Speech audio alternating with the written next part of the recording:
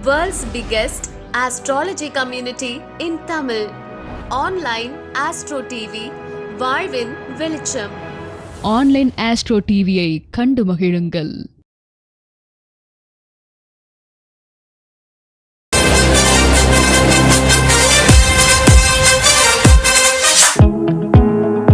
ஜாதக உலகில் ஜான்சிராணியாய் மட்டுமல்லாமல் சமூக நலன் மீது அக்கறை கொண்டவராய் சக்தியின் உருவான சங்கமித்ராவே சமீபத்தில் சமூக வலைத்தளங்களில் தங்களின் கம்பீர பேச்சால் தாயுள்ளம் கொண்ட அனைவருமே புகழ் மாலை தராமல் தவறவிடவில்லை.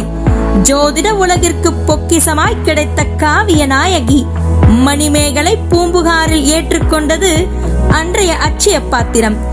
ஜோதிட நாயகி மணிமேகலை தமிழகத்தில் ஏற்றுக்கொண்டது கரூர் மக்களின் அச்சதைகள் 1000. உங்களின் ஜோதிட தகவல்கள் அனைத்தும் சிப்பிக்குள் இருக்கும் முத்துக்கள் மட்டுமல்ல, பார்க்கடலில் கடைந்தெடுத்த அமிர்தமும் கூட எனலாம். ஜோதிட கலைவாணியே, சிம்ம நாயகியே திருமதி கரூர் மணிமேகலை அம்மா அவர்களை சிறப்பு விருந்தினராக வரவேற்பதில் பெருமிதம் கொள்கிறது தர்மசாஸ்தா ஜோதிட வித்யாலயா.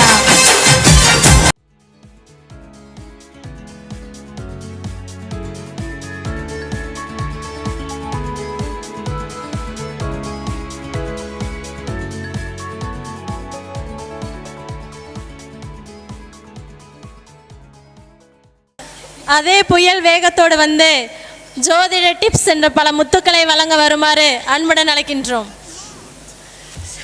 இருப்பா, ரொம்ப ஆட்டு துடிக்குது. மனதில் உறுதி வேண்டும், வார்த்தையிலே தெளிவும் வேண்டும். சரி, தெளிவா பேசுறேன்.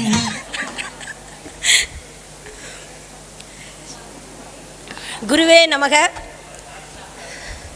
தர்மசாஸ்தா ஜோதிட வித்யாலயாவில் பயணிக்கக்கூடிய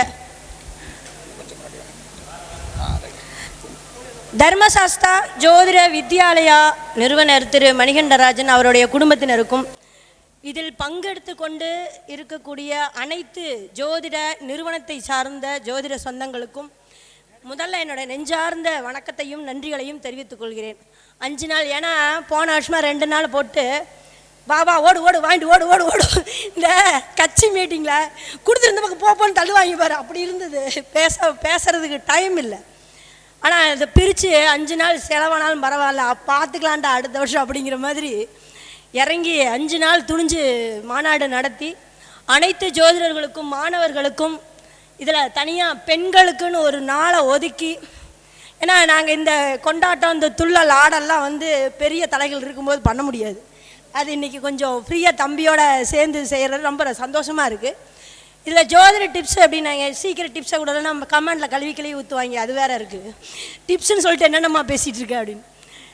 அதாவது இப்போ பெண்கள் ஒன்று அதுக்கு அதை சார்ந்து ஒரு சில விஷயத்த சொல்கிறேன். அது என்னென்னா, முதல் டிப்ஸ் சும்மா ஒரு 4 டிப்ஸ் மட்டும் கொடுத்துட்டு போகிறேன். இப்போ ஒரு கன்னியா லக்னத்தில் புதனுடைய வீடுகளில் லக்னமாகி பெண் கிரகங்கள் எல்லாமே ஆண் கிரக வீட்டில் இருந்து, அந்த ஆண் கிரக வீட்டில் இருந்து அதை சுபக்கோள்கள் பார்க்காமக்குது விட்டுருச்சு அப்படின்னா, அந்த பொண்ணு நீங்கள் பொண்ணாகவே நினைக்கவும் முடியாது, வாழவும் முடியாது. அதுக்கு நிகரான ட்ரெஸ்ஸில் இருந்து, கட்ஸில் இருந்து, பேச்சில் இருந்து அத்தனையும் ஆணுக்கு நிகராக இருக்கும். அது ஒரு சில விஷயத்தில் அந்த பாலினங்கள் கூட மாறும். ஆனாலும் ட்ரெஸ்ஸன்ஸோ பேச்சோ ஒரு துணிவோ நாணம் அவகிட்ட இருக்காது, வெக்கம் இருக்காது, அச்சம் இருக்காது, மடம் ஞானம் பயிர்ப்பு எதுவுமே இருக்காது. அப்போ வந்து நீங்கள் அப்படி இருக்கிற பொண்ணு நமக்கு தேவை, சம்பாரிச்சு போட வேணும், அப்படிலாம் வாங்கிட்டு கல்யாணம் பண்ணணும்னு அவளோட இதை ரொம்ப பாராட்டி கல்யாணத்தை பண்ணிட்டு அதுக்கப்புறம் நீ பொட்டாட்ட பொம்பளையாட்ட இருன்னு சொன்னீங்கன்னு வச்சுக்கோங்க, அப்புறம் தான் விழுகு ஆப்பு.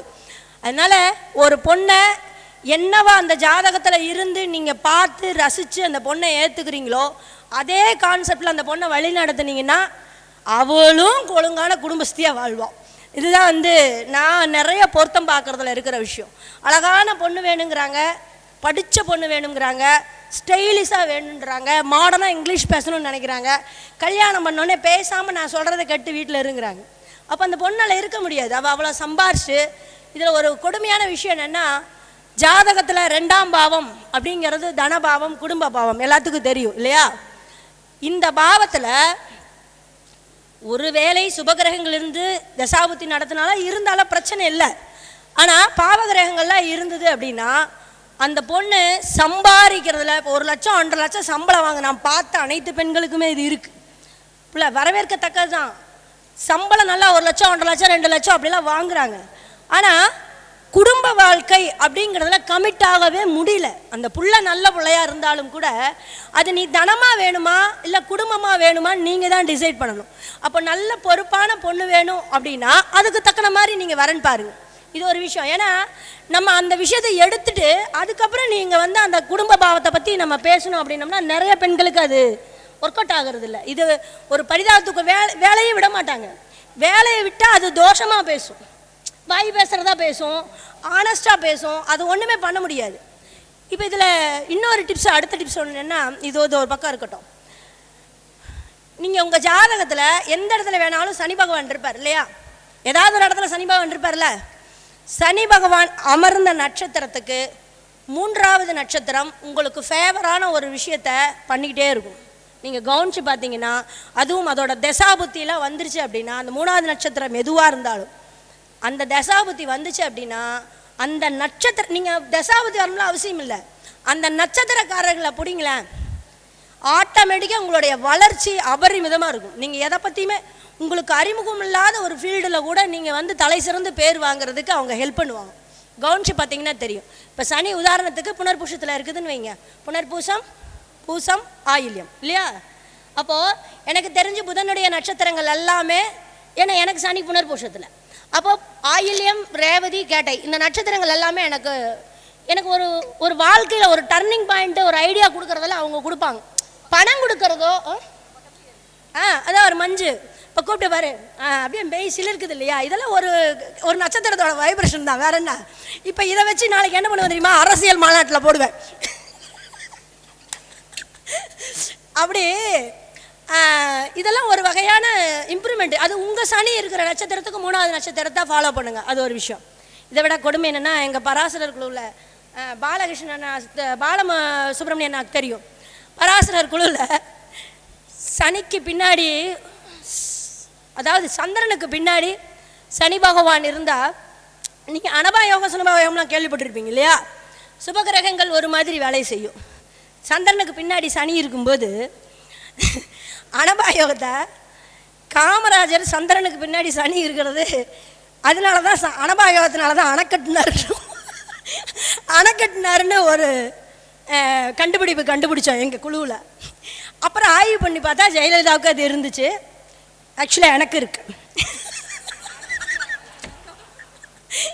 இல்லை நான் அப்படி எடுத்தேன். அப்போ எல்லாம் இது என்னென்னா, காமெடி இருந்தாலும் ஜோதிடத்தை ஒரு கொடுமையாக அப்படிலாம் நினைக்கக்கூடாது. அவன் தெரிஞ்சுக்கிட்டதை அவன் பார்த்ததை அவன் சொல்கிறான். என்ன கெட்டு போகுது? எவன் கேள்வி கேட்க போகிறான்? அடிச்சு விடுங்க. நீங்கள் ஒரு விஷயத்த பார்த்தீங்கன்னா சொல்லுங்கள். கேள்வி கேட்க யார் இருக்கா? புதுசாக ஒருத்தர் 10 ஜாதகத்தில் ஒர்க் அவுட் ஆகுது, அதுதான்டா பாயிண்ட்டு. முடிஞ்சு போச்சு. எவனுக்கும் பயப்படாதீங்க. நீங்கள் நூல் நான் கண்டுபிடிச்சேன், நான் சிஸ்டம் வச்சுருக்கேன். எவன் சிஸ்டம் வச்சுருக்கான்? ஒன்றும் கிடையாது. முன்னாடி இருக்கிற நூல்லேருந்து சுட்டது தான், வேறு ஒன்றுமே கிடையாது. அது உங்களுடைய ரூலு. உங்களுக்கு 10 ஜாதகம் ஒர்க் அவுட் ஆச்சுன்னா அதுதான் உங்களோட ரூலு. முடிஞ்சு போச்சு. உடனே நான் என்ன பண்ணேன், சந்தனுக்கு இருடி வர்ற சந்திரனுக்கு 12ல் சனி இருந்தால் தான் அனபாயம். அப்போ புதன் இருந்தால் என்ன பண்ணும் அப்படின்னு யோசித்தேன். நம்ம கலைஞர் ஜாதகத்தில் சந்திரனுக்கு 12ல் புதன். எப்போ அவர் செத்து சமாதி வச்சதுக்கப்புறம் பேனா தான் வச்சுருக்கான். ஒர்க் அவுட் ஆகுதா இல்லையா? 12ல் இருக்கிற புதன். அப்புறம் குழுவில் போய் ஆமாப்பா இந்த ரூல் கூட ஒர்க் அவுட் ஆகுது அப்படின்னு. அப்போ நீ யாருக்கு சந்திரனுக்கு 12ல் என்ன கிரகம் இருக்குதோ அது ஒரு வரலாற்றை சொல்லுங்கிறது அந்த இடத்துல ஒரு ஜோதிட ரூலா இல்லையா? அப்படி எடுக்கணும் பாயிண்ட்டை. அதனால் ஒரு சில, அதாவது வரக்கூடிய மாணவர்கள் பார்த்திங்கன்னா, எங்களுக்கு ஜோதிடம் நாங்கள் படிச்சிருக்கோம், இவங்ககிட்ட படிச்சிருக்கோம், அவங்ககிட்ட படிச்சிருக்கோம், பலன்னு சொல்ல பயமாக இருக்குது. முதல்ல அந்த பயத்தை முறிங்க. நீங்கள் ஜாதகம் நீங்கள் எத்தனை பேர்த்திட்ட படித்தாலும் என்ன பார்த்தாலும் என்னைக்கு குருமார் கற்றுக் கொடுத்த குருமாருக்கு நீங்கள் ஜோசியம் சொல்கிறீங்களோ அன்னைக்கு தான் நீங்கள் சிறப்பான ஜோசியர்.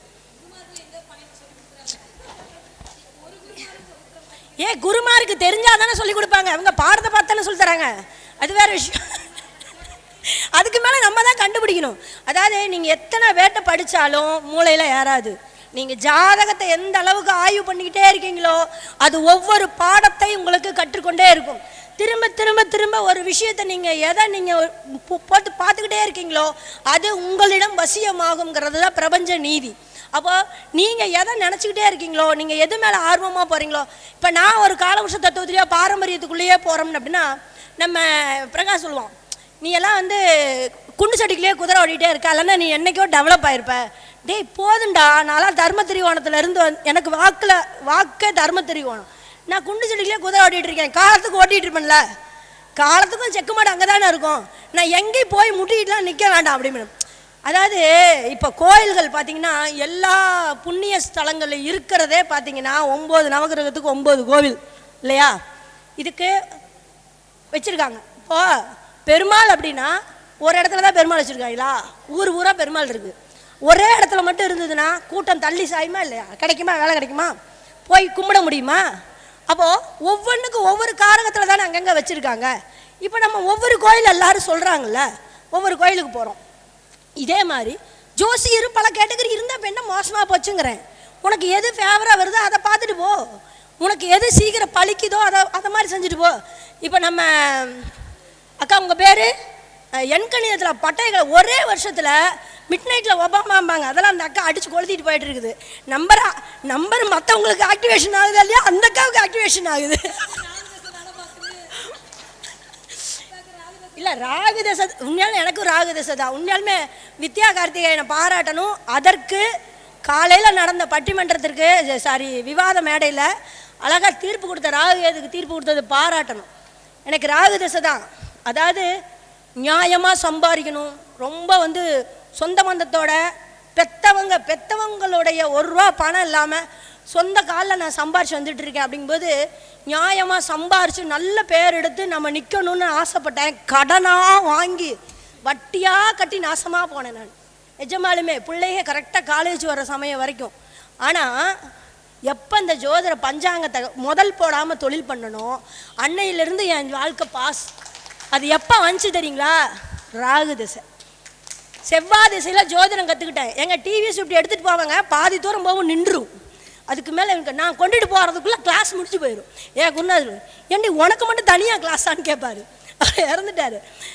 அதுக்கப்புறம் அவர் ஜோசியம் பார்க்குறத, நான் கிளாஸ்லாம் படிக்கலை, அவர் ஜோசியம் பார்க்குறத டிப்ஸ் எழுதி வைப்பேன். மக நட்சத்திரம் கேது உடைய நட்சத்திரம் அப்படிலாம் எழுதி வச்சுருக்கேன் நோட்டில் 2009.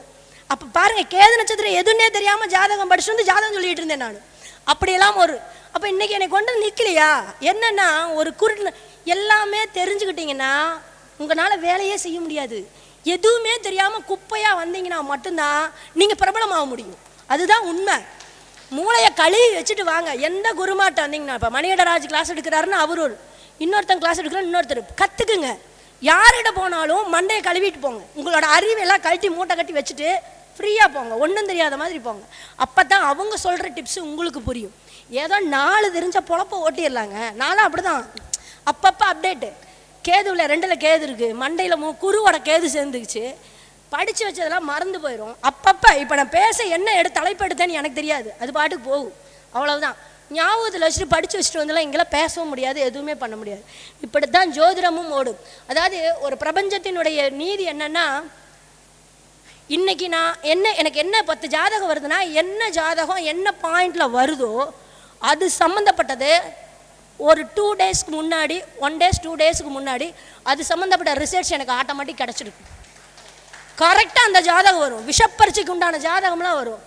அழுங்காமல் கேட்பேன், ஆமாங்க ஒன்றும் இல்லைங்க. முந்தா நாள் ஒரு 4ஆம் தேதி ஒரு மீட்டிங்கில் நம்ம பொன்னையாசாமிகளுடைய பட்டிமன்றத்தில் சந்திரன் புதன் காம்பினேஷன் மேஷத்தில் இருந்தது, தலையில் நரம்பு பிரச்சனையான்னு கேளு ஆமாம்பான்னு சொன்னார், ஒரே வார்த்தை.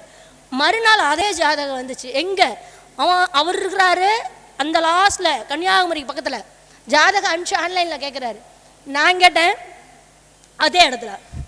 அப்போது அண்ணா இவனுக்கு தலையில் ஏதாவது நரம்பு பிரச்சனை இருக்கான், நான் படிக்கிறான், அவன் இதுக்கு நீட்டுக்கு படிச்சுட்டு இருக்கான், எக்ஸாம் ப்ரிப்பேர் பண்ணிட்டு அடுத்து போகிறான். ஒரே ஒருத்தர் நான் நரம்பு பிரச்சனை இருக்காண்ணா. ஆமாப்பா நாங்களும் எல்லா டாக்டர்கிட்டையும் பார்த்தா அதை பட்டு சரி பண்ண முடியல. இப்போ எனக்கு முன்னாடியே அந்த குருநாதர் கொடுத்துட்டார் அந்த டிப்ஸை. அப்போ அதை ஞாபகத்திலே வச்சுட்டு போய் ஜாதகத்தை செக் பண்ணணும்னு பார்த்துட்டு இருக்கேன், அதே ஜாதகம் வருது. இதுதாங்க பிரபஞ்சம். நம்ம எதை நோக்கி போகணுங்கிற ஆர்வத்தில் நம்ம இருக்கோமோ அதை நோக்கி கூட்டிகிட்டு போகுங்கிறதான். அது எண்கணிதமாக இருந்தாலும் சரி, கைரேகையாக இருந்தாலும் சரி, ஆத்மார்த்தமான ஜோதிட கலையாக இருந்தாலும் சரி, குடுகுடுப்பு ஜோசியமாக இருந்தாலும் சரி, ஆத்மார்த்தமாக செஞ்சீங்க தேடுனீங்கன்னா கண்டிப்பாக அது உங்களை நோக்கி வரும், உங்களுக்கு அருள் புரியுங்கிறத சொல்லி இந்த வாய்ப்பளித்தமைக்கு யாருங்க. முதல்ல ஒரே ஒரு விஷயம் என்னென்னா, மணிகண்டன் தம்பிக்கு வந்து ஒரு நன்றி தெரிவிக்கிறதுக்கு முன்னாடி இந்த வாய்ஸ் இருக்குதுல்ல, வாய்ஸு என்ன சொல்கிறது, சௌமிக்கு அதெல்லாம் நம்மளை சொல்லி முடிச்சுட்டு கடைசியில் உங்களை அன்புடன் வரவேற்கிறது தர்மசாஸ்தா ஜோதிட வித்யாலயா அப்படிங்கும்போது அப்படி ஜிவ்வுங்குது ஒரு மாதிரி. என்ன வாய்ஸோ சாமி, உன்னுடைய குரலும் நீயும் வளமாக வாழ வேண்டும்ங்கிறத சொல்லி நிறைவேறுகிறேன். அக்கா அவர்களுக்கு மனமார்ந்த நன்றிகள்.